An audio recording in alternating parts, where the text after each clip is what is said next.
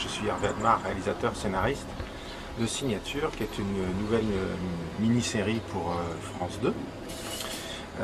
Avant de faire Signature, j'avais écrit et réalisé Pigalle, La Nuit et Les Oubliés, qui sont des séries dont vous avez peut-être entendu parler. Et alors, qu'est-ce que raconte Signature? C'est ça que tu me poses comme question. Voilà, qu'est-ce que raconte Signature alors Hervé? Qu'est-ce que raconte Signature? Eh bien, Signature raconte l'histoire de Thoman, qui est interprété dans la série, qui est interprété par Sami Bouadjila. Thoman est né sur l'île de la Réunion. Il a vu ses parents se faire assassiner lorsqu'il avait 5 ans. Et il est devenu un enfant sauvage dans ce qu'on appelle les hauts ici, c'est-à-dire la montagne, la jungle. Et on le récupère aujourd'hui, il a 35-40 ans, il est petit pêcheur sur l'île, il est lettré et il ne supporte pas qu'on fasse du mal aux enfants, il tue des gens sur l'île. Et en 15 ans, il a tué 6 personnes qu'il enterre dans son propre cimetière, dans une grotte derrière une cascade un peu mystérieuse. Donc Signature raconte son histoire, et Signature raconte également l'histoire de Daphné, qui est Sandrine Bonner. Daphné est métropolitaine, elle arrive sur l'île de la Réunion, elle cherche un homme qui a disparu. Cet homme qu'elle recherche, nous on le sait, c'est la dernière victime en date de Thoman. Voilà. Et donc ce sont ces deux personnages qui vont se rencontrer dans la série et qui vont nous proposer un thriller au soleil. Et donc j'ai oublié de vous dire quand même que je vais vous présenter 2-3 clips différents au fil des semaines. Je vais vous présenter le tournage de Signature. Et vous allez rencontrer les gens de l'image, vous allez rencontrer les gens du son, vous allez faire connaissance avec leur matériel, leur matos. Et puis je vais vous présenter aussi les comédiens, évidemment. Sandrine vous dira quelques mots, Samy vous dira quelques mots, dans quelques minutes d'ailleurs. Et voilà, vous allez voir un petit peu toute la vie, tout ce qui se passe sur un tournage d'une série pour France Télévisions. Voilà, à bientôt, merci. Fais gaffe, c'est comme si tu savais tout. C'est peut-être le mec qui... Je fais un portrait de Mathieu. Portrait de Mathieu. Voilà. Qui est une Mathieu? Je suis l'assistant de Monsieur Admar. Premier assistant. Et qui est cette jeune femme qui s'éloigne? Seconde assistante. Alexia. Alexia, seconde assistante. Tout à fait. Donne-lui un ordre sur ton toki. Mais un ordre, vraiment un ordre, tu vois ce que je veux dire? Un ordre quoi. Alex. Oui, maître. Déplace ce gros camion budget s'il te plaît, tout de suite. Ah, ouais. Wow, c'est facile. Pas mal, pas mal. Franchement, ça, si c'est pas un t-shirt de geek, alors là, tu peux m'expliquer ce que ça veut dire, Mathieu? Ça, c'est spécial dédicace pour Monsieur Admar qui aime beaucoup les t-shirts. Ouais, mais c'est quoi comme t-shirt? Ça s'appelait comment ce truc? Je me souviens plus. Hookups. Hookups. Hookups. Ah oui, c'est marqué là. Hookups. Ah bah oui, bien sûr, c'est Hookups. Bien sûr, c'est Hookups. Ah, beau t-shirt en tout cas. Beau t-shirt. Super. Moi je suis Marion, je suis donc la script sur Signature. Et alors attends, c'est moi qui pose des questions. Voilà. Comment est-ce que tu as décidé, comment est-ce qu'on décide d'être script? Alors on décide d'être script parce qu'on décide de faire du cinéma déjà. Ouais. Ensuite on essaye de voir, enfin moi je sais que c'est comme ça que ça s'est passé, je suis allée sur les tournages, voir quel poste pouvait m'intéresser le plus.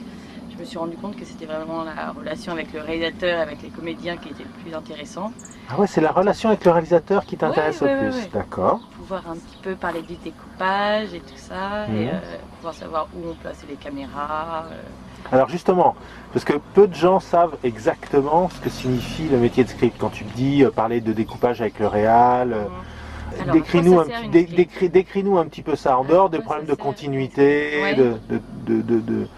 Alors une script, on va dire déjà ça sert parce que sur un tournage, tout est fait dans le désordre. Ouais.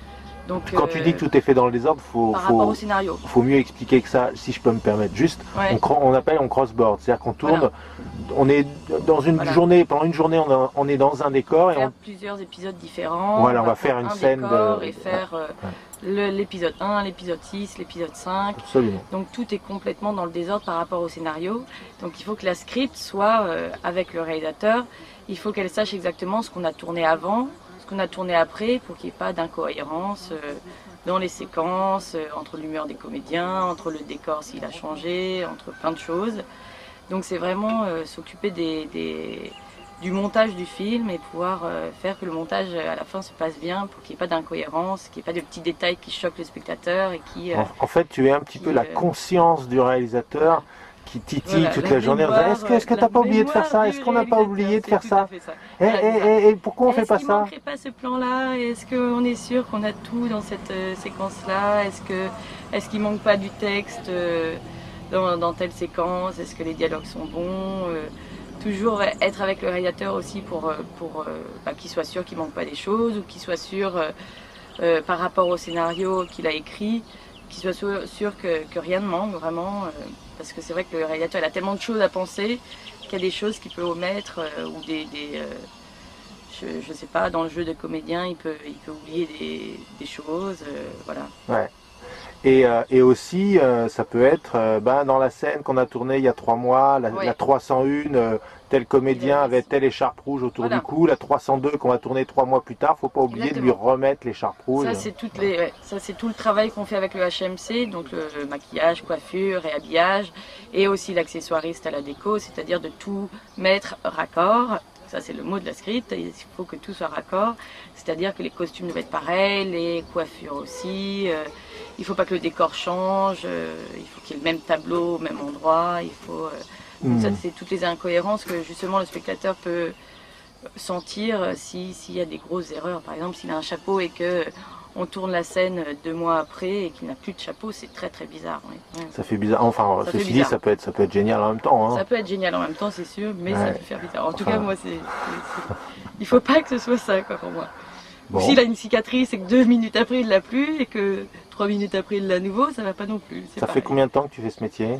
Ça fait 5 ans. Est-ce que tu t'en lasses? Non, pas du tout. Non, parce qu'à chaque fois c'est différent. Donc, à chaque fois c'est le différent. réalisateur est différent, l'équipe aussi, le scénario aussi, les conditions, le chef-op, enfin tout change tellement qu'on peut pas se lasser. Et puis à chaque fois c'est des endroits où on penserait jamais aller à ces endroits-là. C'est des aventures différentes à chaque fois. C'est des aventures différentes. Ouais. Et puis c'est des aventures humaines, professionnelles et surtout humaines, beaucoup. Ouais. Qui es-tu, Johanna? Je suis. T'as le droit de garder tes lunettes. Allez. Je suis 3e assistante. 3e assistante. Ouais. Ça veut dire déjà que tu sais compter jusqu'à 3, ce qui est formidable. Jusqu'à 3, et ça veut dire qu'il y a déjà 2 autres personnes au-dessus. Ouais, je les ai présentés. C'est Mathieu, Alexia. Et Alexia, ouais. Alors, mais le rôle du 3, alors c'est quoi? Premier assistant, 2e assistant, 3e assistant. Qu'est-ce que fait une 3e assistante réalisatrice, mise en scène sur un plateau? La 3e assistante ou le 3e assistant s'occupe essentiellement des comédiens en fait, et c'est-à-dire il faut de tout ce qui est leur préparation, habillage, maquillage, coiffure, qu'ils soient là à l'heure sur le plateau, qu'ils soient où on a envie qu'ils soient, au moment où on veut qu'ils soient, voilà. C'est beaucoup le lien entre les comédiens et le plateau. Tu organises la disponibilité des comédiens, autrement dit avec le premier assistant. Voilà. Et tu t'occupes de la figure aussi ou pas un peu? Ça dépend des films. Disons qu'en général, c'est le second et le 3e.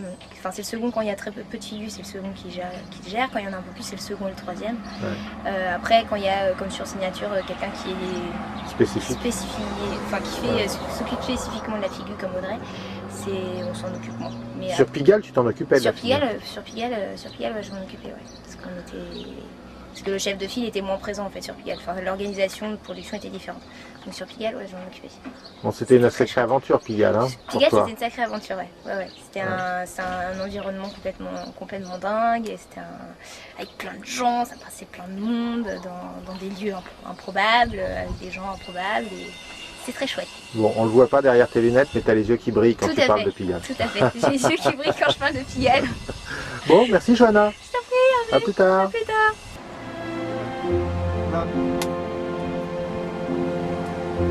Action.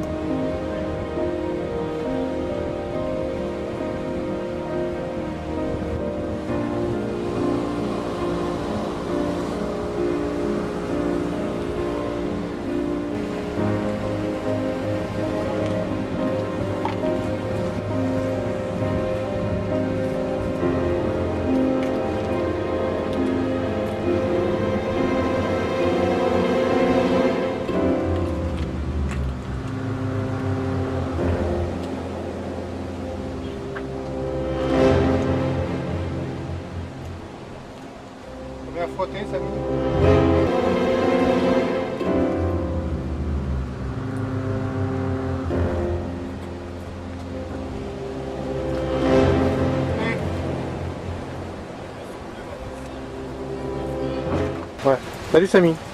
Oui, bonjour. Tu me poses une question ou Je te pose une question. Ouais. Non, vas-y. Non, en fait, alors tu me demandes deux choses. Mon rapport avec la nature. Bon, moi, j'ai grandi à Grenoble et dans ses environs. Je dirais dans ses environs, c'est important pour moi. Grenoble est encaissé entre trois grands massifs. J'ai grandi à la ville, autour de ces massifs, mais lors de mon adolescence, j'ai vraiment fini, j'ai passé tout le reste de mon adolescence à la montagne, dans le Vercors en particulier. Et c'est là que j'ai découvert la nature.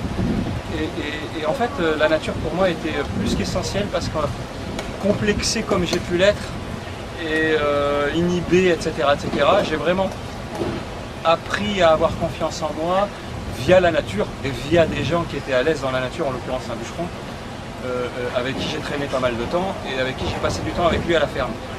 Et sincèrement, la nature m'a permis de, non pas m'extérioriser, mais m'assumer en fait, voilà, m'assumer, me décrotter, je dirais, me déniaiser, et puis m'accepter, et puis surtout, arriver à vivre le présent, le quotidien, chaque jour au jour le jour, presque si je puis dire, sans être dans des espèces de fantasmes ou d'envie ou autre, simplement être en phase au temps présent. Ça a l'air d'être des grands mots tout ça, etc. Mais ça ne l'est pas, c'était vraiment du quotidien et c'est quelque chose qui m'a fait énormément de bien. La nature chez moi était particulière, puisque l'hiver il y avait son histoire, au printemps on renaissait, l'automne c'était magique, l'été n'en parlons pas. Donc voilà, j'ai passé une vingtaine d'années à Paris, loin de chez moi, loin de ces montagnes-là. Et sur les 5 dernières années à Paris, je crois que je peux dire que j'ai vraiment, j'étais dépression sur dépression. Et sincèrement, je me suis rendu compte que ces éléments-là me manquaient. J'arrivais à un moment de ma vie où c'était bon pour moi d'aller me ressourcer et de retrouver un peu tout ça. Je l'ai fait.